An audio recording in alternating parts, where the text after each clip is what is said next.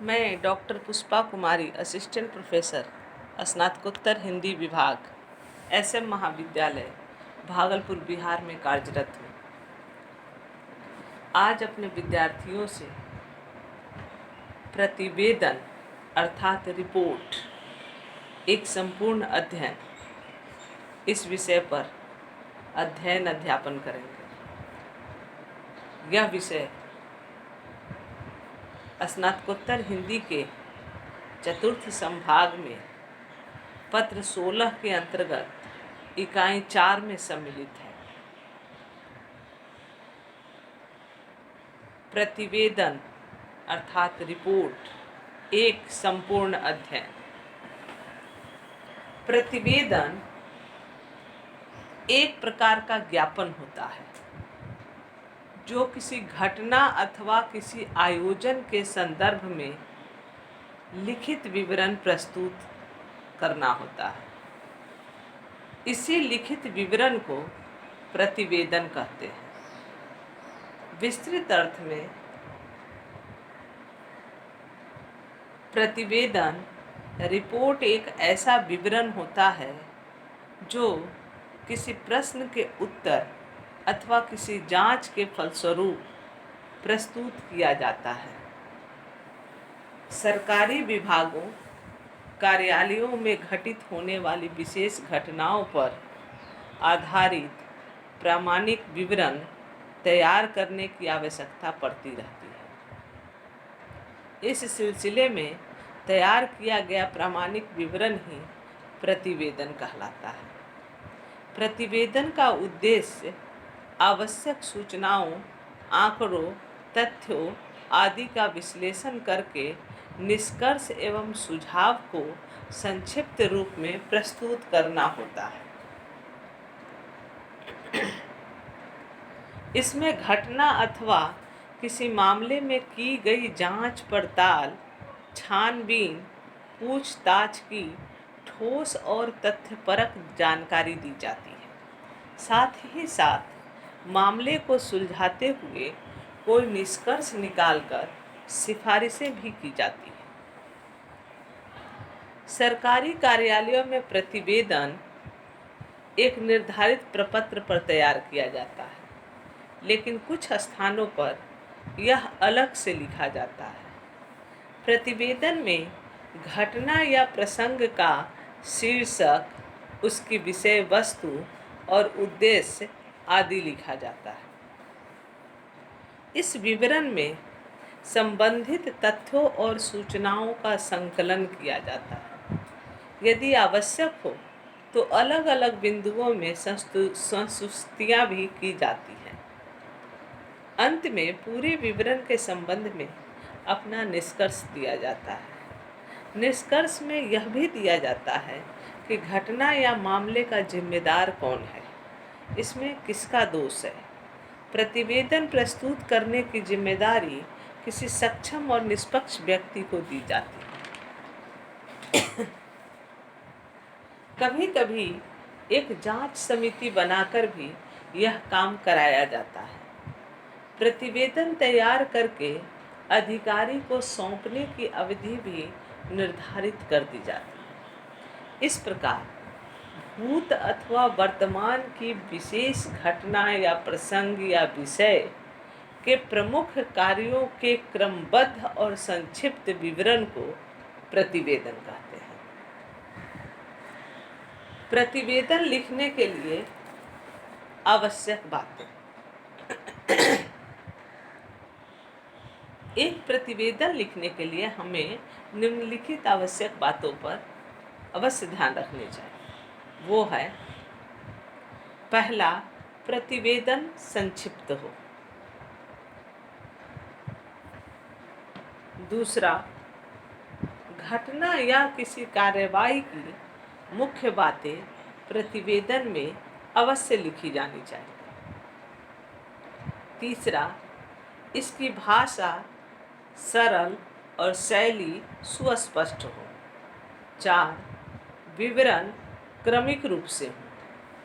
5, पुनरुक्ति दोष नहीं हो, यानी एक ही बात को बार बार भिन्न भिन्न रूपों में नहीं लिखना चाहिए। 6. इसके लिए एक सटीक शीर्षक जरूर दें।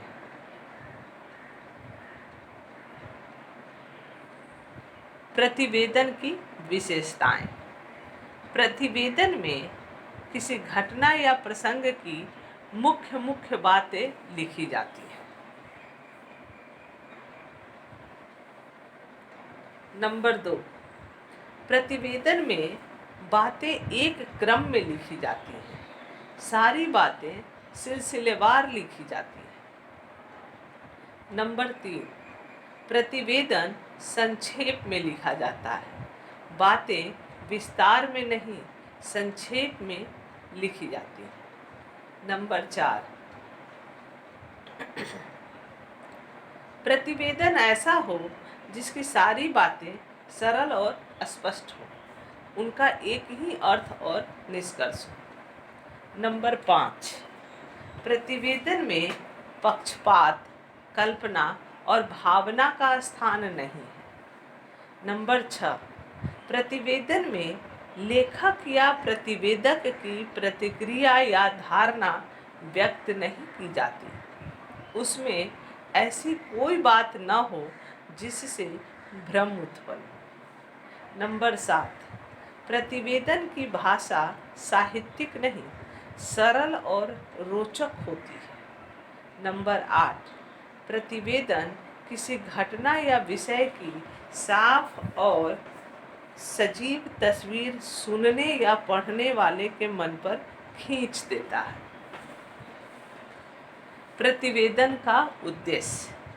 प्रतिवेदन का उद्देश्य बीते हुए समय के विशेष अनुभवों का संक्षिप्त संग्रह करना है, ताकि आगे किसी तरह की भूल या भ्रम न होने पाए।